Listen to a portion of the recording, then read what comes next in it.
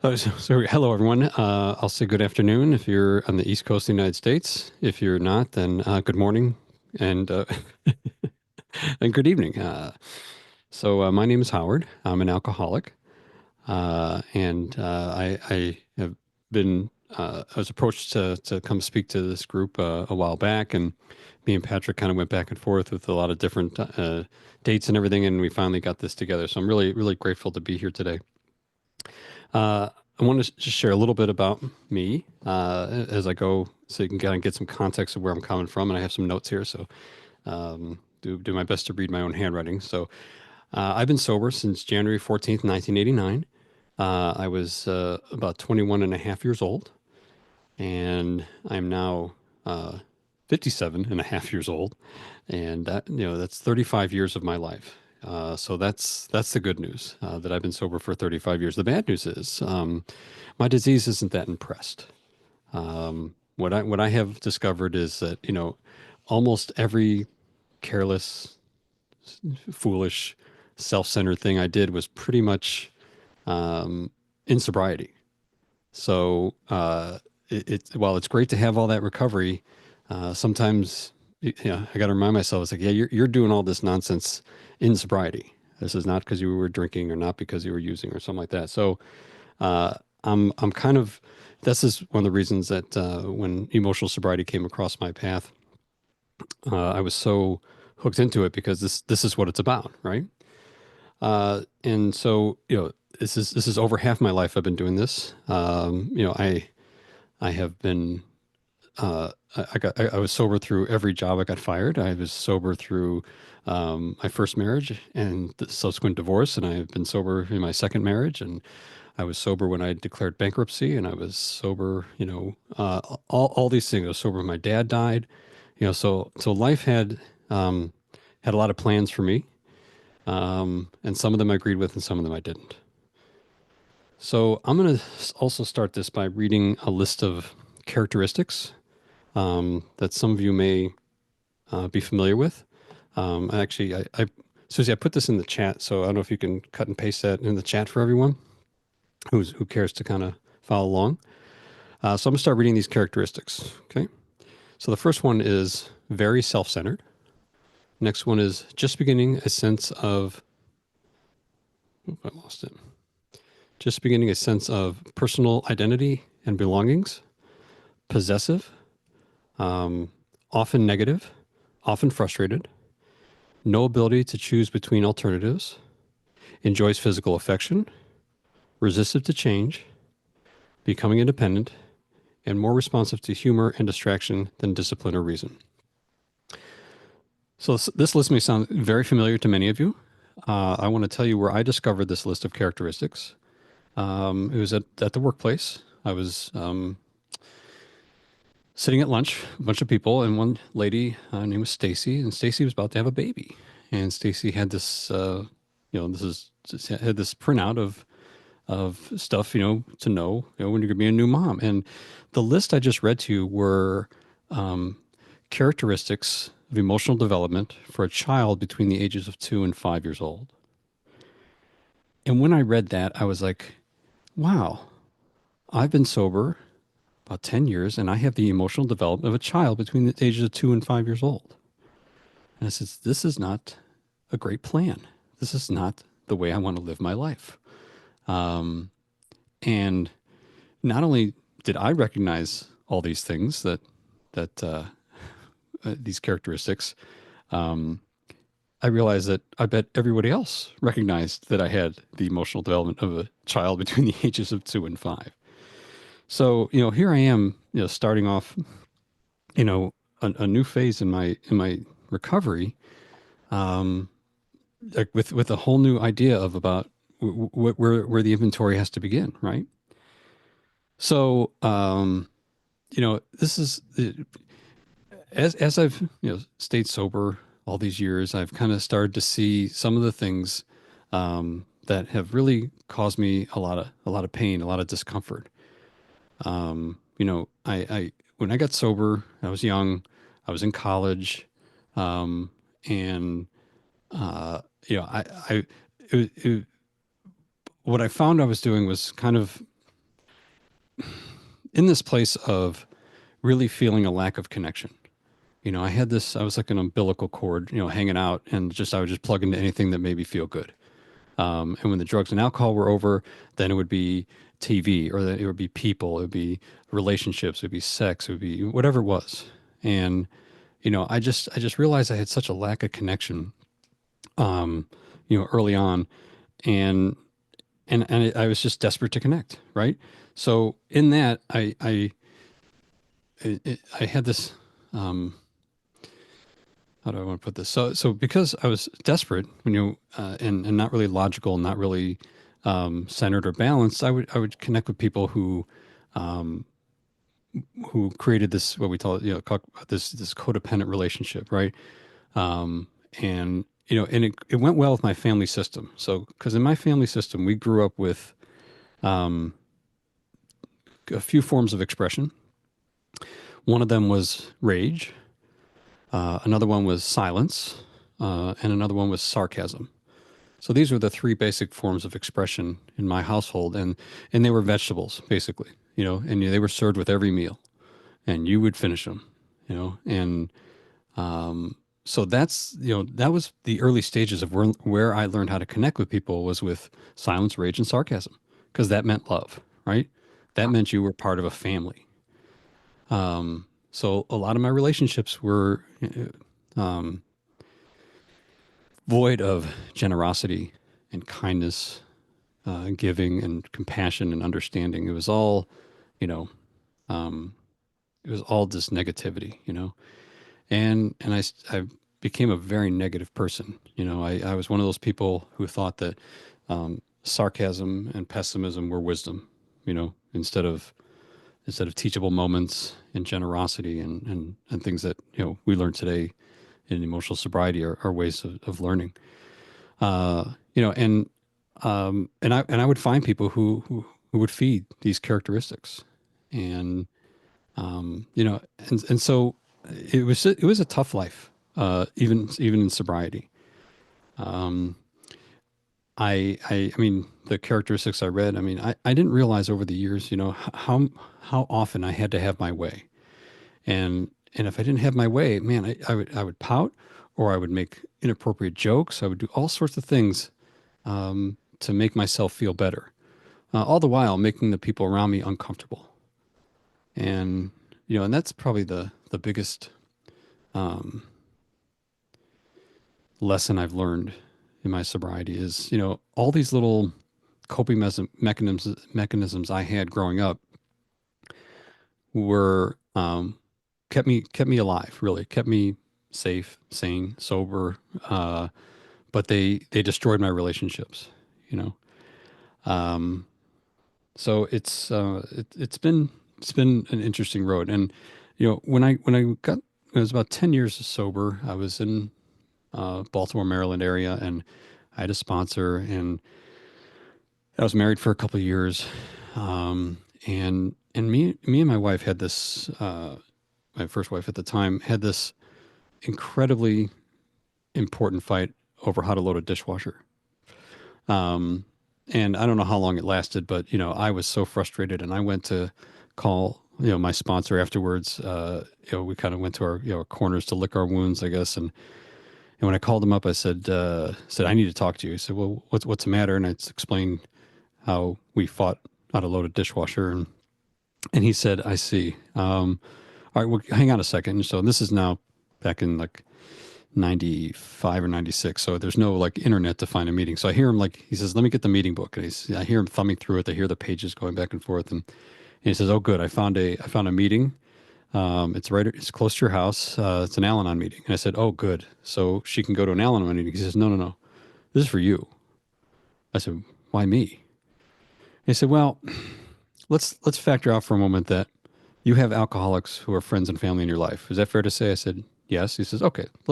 So that qualifies you as as a member. He said, but that's not really why you're going to go. I said, so why am I going to go? He says, because you just fought with an adult on how to load a dishwasher. He says, I can't really think at this point in time, this evening, on a Thursday night, anything more controlling than that. He says, so you're going to go to that meeting, and you're going to go to Alan for 90 meetings in 90 days. And he put me basically on the AA regimen that you hear about. And, and I don't want to hear she or her for 2 weeks. Nothing, nothing about her is the problem. So, and it was again, another way for me to start to realize that, um, you know, my, my circumstances were based on my choices, not yours, not hers, not theirs.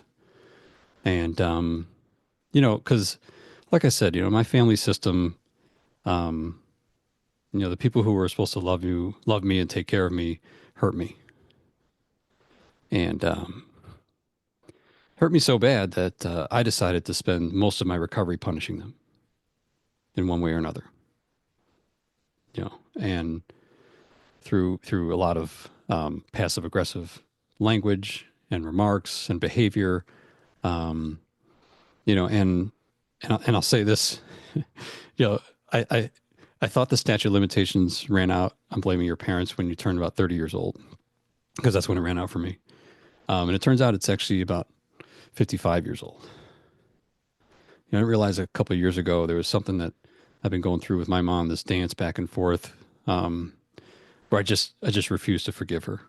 I just refused, and I was in a therapy session with actually Dr. Berger, and he said, so what's going on there? And I said, I realize I am so mad at my mother that I still take every opportunity I can to punish her. And I just broke down. And I said, it's, I can't do it anymore. I can't do it anymore. So we walked through that. And on the other side of it was this level of like forgiveness of, who I am and who I will never be in her eyes, and who she is and who she will never be in my eyes. Like I said, it only took 35 years of recovery, but to be an overnight success, right? But it was like, stop, take her off the hook. She's not on the hook anymore. And I didn't realize that, because I had a lot of people on the hook, right? I mean, when I did my first four step, I was 22 years old, and I had like 73 people on my list, my resentment list. And my sponsor said to me, he says, did you just outright hate everybody you ever met? He says, you should not have this many resentments at 22 years old. And I said, well, and I did. Again, silence, rage, sarcasm. Of course, nobody was on my side. So, anyway, so back to this hook. So what I realized is, once everybody was on this hook, right? So it's like at home, you might have a coat rack and you have like 30 coats on there, and you're trying to find the one coat or whatever. And I pulled off one coat. I kept forgiving people. I kept being accepting. And like, it wasn't until I got to her that everybody else fell in line. And what I want to share with you, sorry, is an experience I had with my mom back in October. We took a family trip, and it was me, my wife, our son, my mom and her husband, and so they're in Chicago. My son's in Colorado. We're in New Jersey. We all kind of convened in in Columbus, Ohio, for a neat little trip to the Columbus Zoo and safari. It was a neat trip. It was well planned. We had great things to do. And then the first day, like, of the trip, where of course, we're always that morning we're planning the next meal and the next meal and the next meal. That's the way our family was. But so I said, well, why don't we walk to the little market for lunch? And so we start walking. And my mom's now 82, and she has COPD, or chronic obstructive pulmonary disorder, which I knew she had. But the last time I saw her was maybe a year ago, and it wasn't. I didn't see the progression of it at all. And so this time I see her walking, and she can't walk. Essentially, she has to take a breath, every, I don't know how many feet. And I'm like, and she keeps apologizing.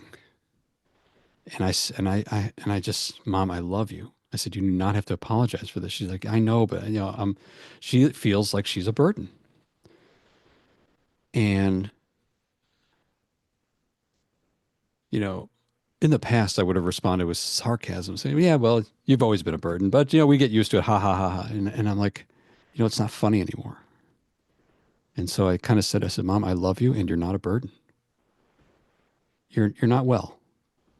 And I love you, even though you're not well. And I kept saying, I love you and I love you and. Um, I can tell you, I have not behaved like that in a long, long, long, long time. You know, and it's seeing her like that, seeing her in a where she can't breathe, right now. So that's a pretty basic function, right? And many of us on here have had like a little episode of choking or like something like you can't catch your breath for anything. Like she's like that every moment of every day. She doesn't know, ooh, is this the last breath? Or is this the last? I don't know, but the fear that must go through her day in, day out is, I can't imagine it. But for the first time in my life, I'm being mindful of it. And I'm choosing to bring my mom into a space where she can be as sick as she needs to be. No rules. Um, so that, I guess, principle is something that I need to kind of work on with kind of everybody, really. Like I sometimes just have to let someone be as sick as they need to be, not harming me. I'm not saying that. Um, but if you look around, I mean, we just had Thanksgiving here in the States, right?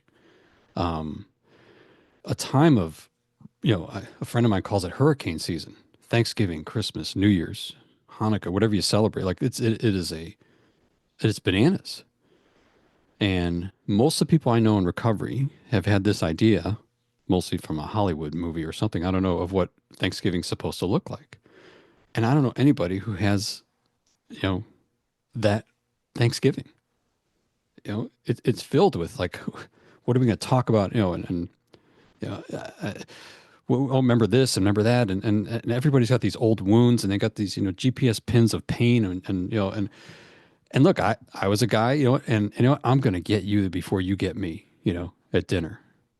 Um, so it's a very very tough time of year. I now as a sober man who's been working on emotional sobriety, I have a responsibility to look at someone and say, I wonder where they're hurting, instead of what's wrong with them. I know what's wrong with them. I know what's wrong with most of you. Sorry, it's you have some pain, and I can either you know, take this position of, well, that's your responsibility to take care of your pain, or I could say, well, what's my responsibility? Where am I supposed to be understanding? Um, and again, it's not to the point where I'm going to let you abuse me, but it certainly is something I need to take into consideration, that you may be off balance today, um, and you may need more help from me than harm, than sarcasm and inappropriate jokes or whatever it is. So again, these are all choices that that I make. Um, and what I found out that I've had a little trouble choosing some things, and one of them is reality.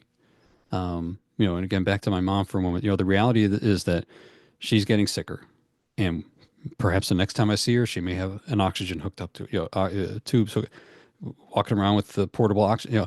I don't know. Um, but I realize that, I think I'm grieving the relationship I used to have with my mother. Who she used to be 10 years ago, 20 years ago. Like that mom is gone.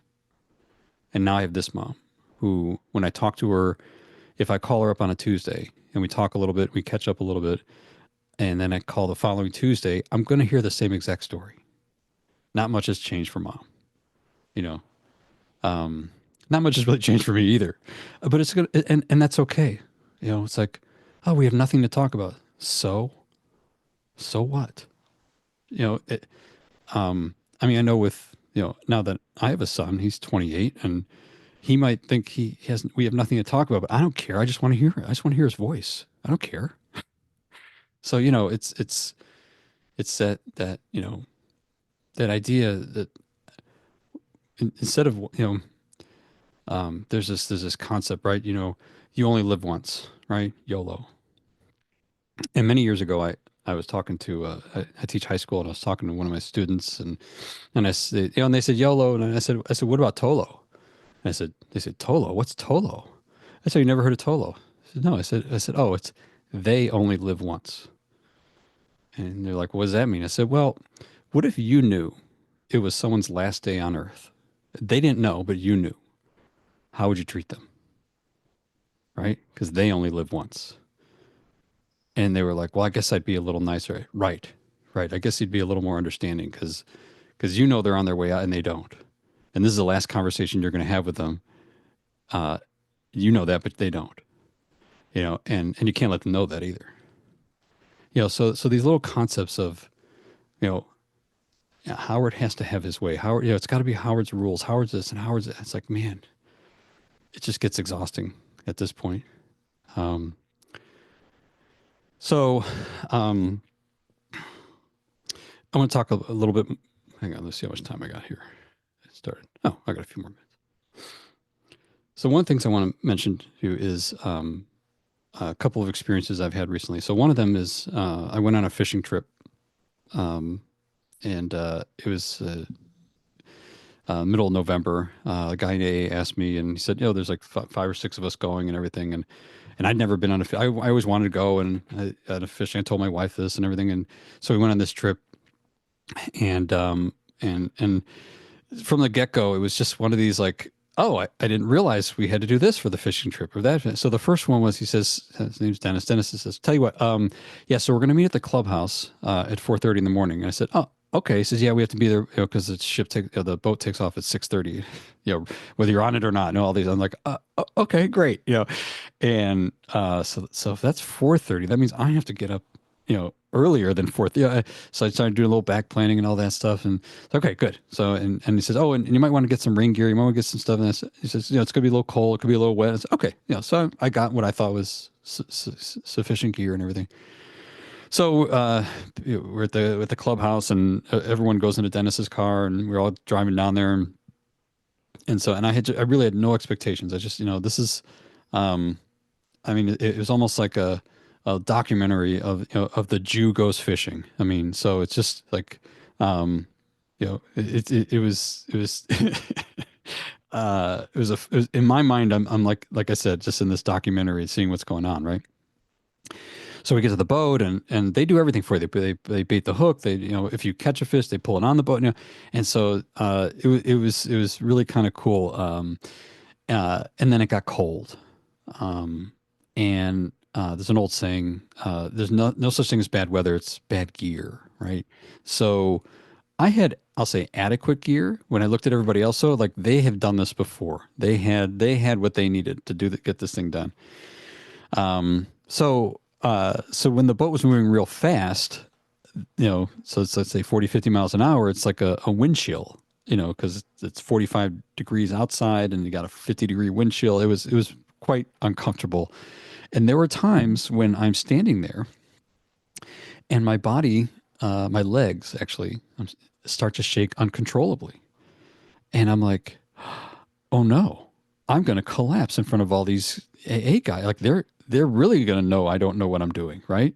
By the way, just as an aside, they definitely know I don't know what I'm doing, but like I want to try to, at least pretend I'm like a little knowledgeable. But anyway, so, and then it occurs to me, because I've done a little bit of work on kind of how our body works, how our brain works, and all this stuff like that. And what's going on is the body has its own way of saying, "I'm going to save you when you're in danger."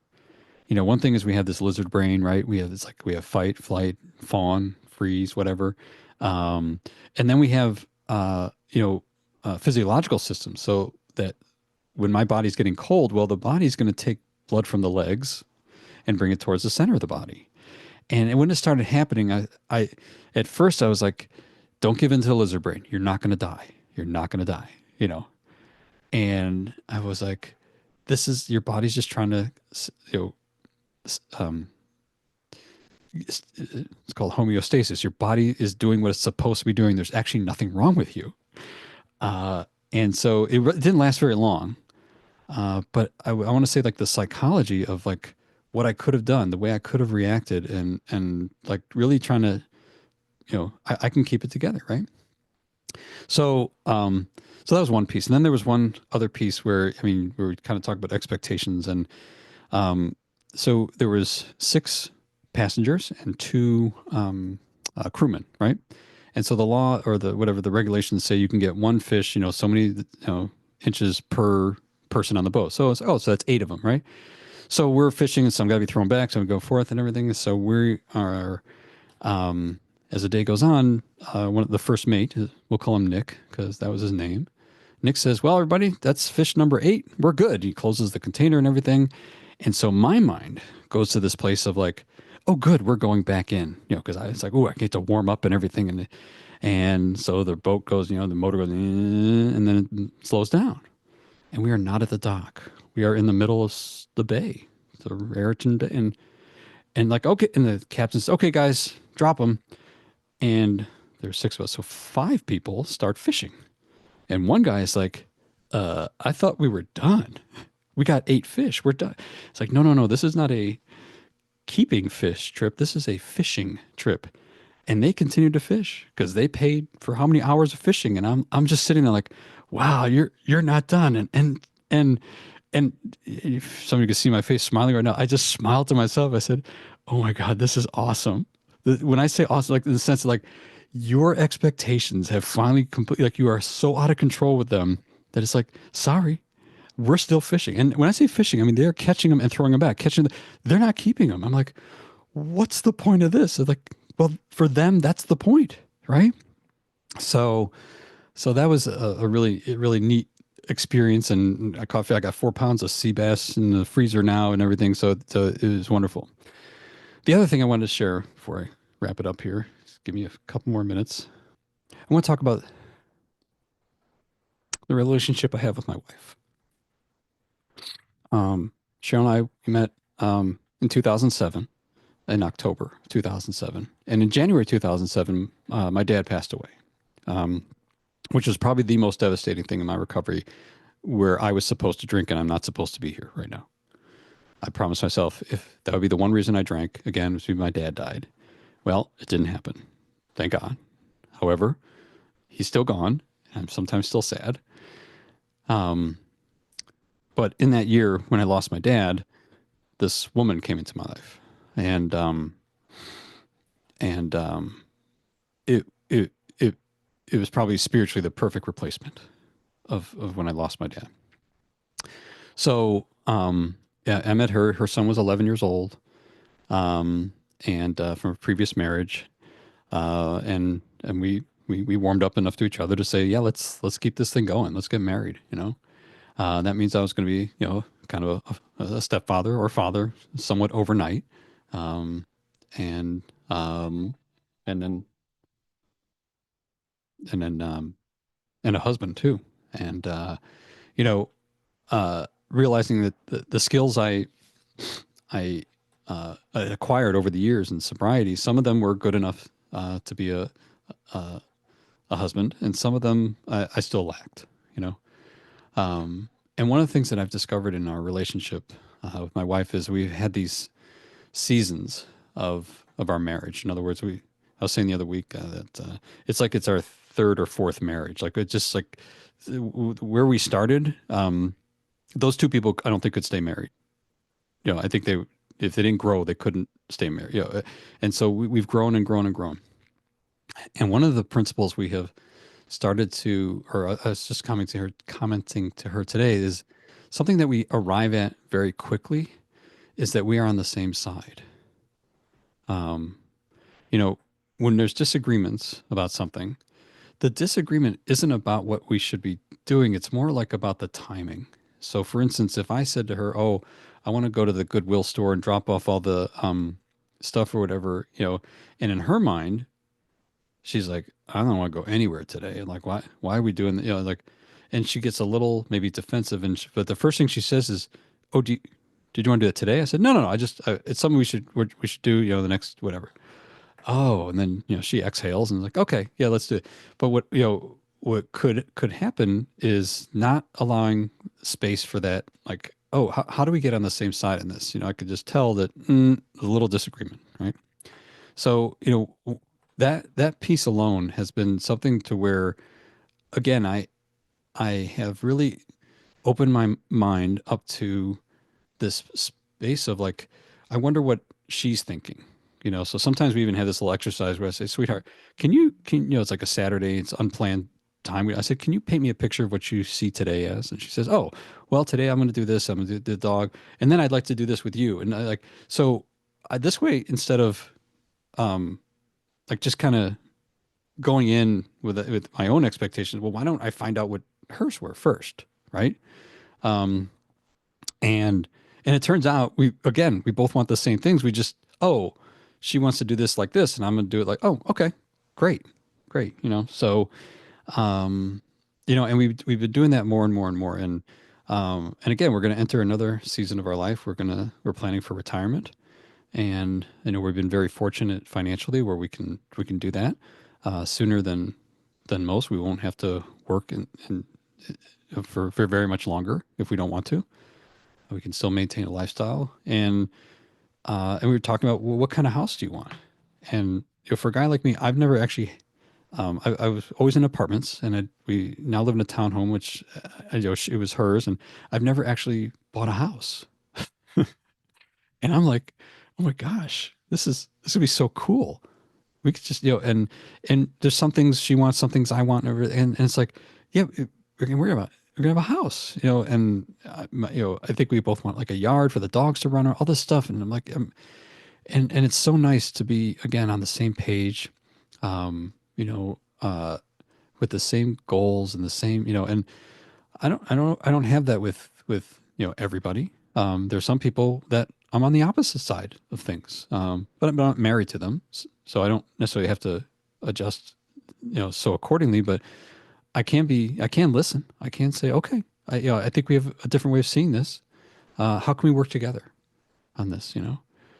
Um, you know, so you know, this whole thing, you know, again, we're entering a season, a hurricane season, like I said in the beginning, where people are feeling very disconnected, either from their expectations of what they thought their family life was going to be, or what they thought their life, what their financial life was going to be, what they thought, you know, their work life was going to be, you know, and it just, you know, that, you know, and oh, I'll just reset it January 1st, and it's like, and that doesn't work either, you know. I think what truly works is, you know, staying connected to each other, uh, being there for each other, you know, even though you think you're a burden. It's like, you're not a burden to me. Just like I said to my mom, like, and these little ways that I can just, you know, be there for people. Um, and it's hard. It really is hard.